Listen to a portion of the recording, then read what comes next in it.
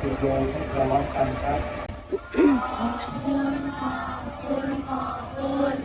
ขอบคุณเมตตาเมตตานำพระธรรมถวาย